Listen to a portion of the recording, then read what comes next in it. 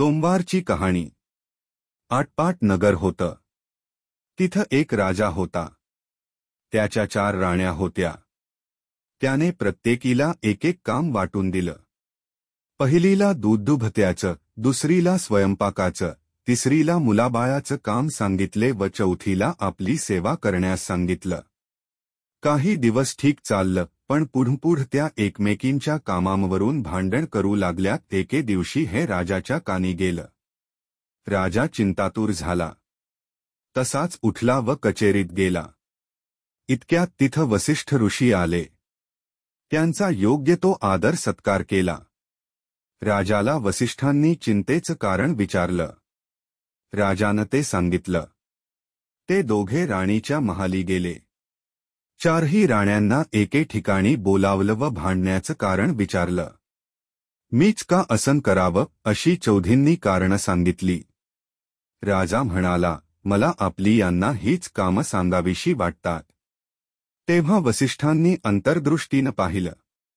भांडणाचं कारण शोधून काढलं। नंतर ते पहिल्या राणीला म्हणाले, तुला दूध-दुभत्याचं काम का करायचं ते ऐक। तू आदल्या जन्मी गाय होतीस। रानात चरत असे। तिथं जवळच एक शिवलिंग होतं। भर दुपारी त्यावर तू दुधाच्या धारा धरून अभिषेक करत होतीस। पण गेल्या जन्मीचं व्रत अपुरं राहिलं।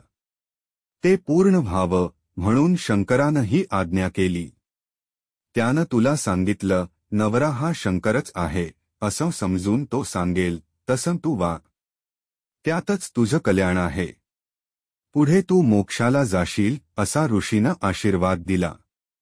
राणीने त्यांना नमस्कार केला। भांडण सोडून दिले व ते सुखासमाधानं राहू लागले। ऋषी दुसऱ्या राणीला म्हणाले, तू स्वयंपाकीण का व्हावेस ते सांगतो ऐक। आदल्या जन्मी तू एका गरीब ब्राह्मणाची बायको होतीस। कोरान्न मागून निर्वाह करीत होतीस। दर सोमवारी उपवास करून 5 घरी कोरान्न मागून त्याचा स्वयंपाक करून महादेवाला नैवेद्य दाखवीत होतीस। ही भक्ती देवाला आवडली। तुझ्या भक्तीचं फळ म्हणून तू राजाची राणी झालीस। राजानं दिलेलं काम कर, सर्वांना जेवू घालून त्यांचा आत्मा शांत कर, म्हणजे तुझं व्रत पुरं होईल। पतिसेवेने शंकरांची कृपा होईल व कैलास लाभेल आशीर्वाद मिळाला। राणी सुखासमाधानानं वागू लागली। ऋषी तिसऱ्या राणीला म्हणाले, आदल्या जन्मी तू वानरीण होतीस। तू दर सोमवारी चांगली चांगली फळे शंकरांना अर्पण करीस, स्वत मात्र उपास करीस। तुझ्या श्रद्धेमुळे तू राणी झालीस। तू दिलेल्या फळानं देवानं तुला मुलं दिली। मुले देवाघरची फुले। राजानं दिलेलं काम प्रेमानं कर। आनंदानं मुलांचा सांभाळ कर। सुखानं राहा। ह्यातच तुझं कल्याण आहे। तुला शंकर प्रसन्न होईल असा आशीर्वाद दिला। राणी सुखासमाधानानं वागू लागली। नंतर ऋषी चौथ्या राणीला म्हणाले, आदल्या जन्मी तू घार होतीस। आभाळातून उडताना तू खाली असलेल्या शिवलिंगावर 2 प्रहर छाया धरलीस। शंकर तुझ्यावर प्रसन्न झाले। तुला राणी बनवलं। त्यानं तुला वैभव दिलं, सुख दिलं। तसं तू राजाला सुखी कर, त्यातच तुझं कल्याण आहे। अशा प्रकारे ऋषींनी 4ही राण्यांचं शंकासमाधान केलं आणि भांडण मिटवलं।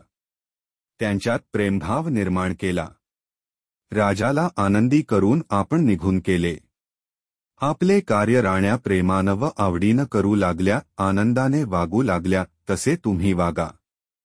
ही 60 उत्तराची कहाणी 5 उत्तरी सुफ संपूर्ण।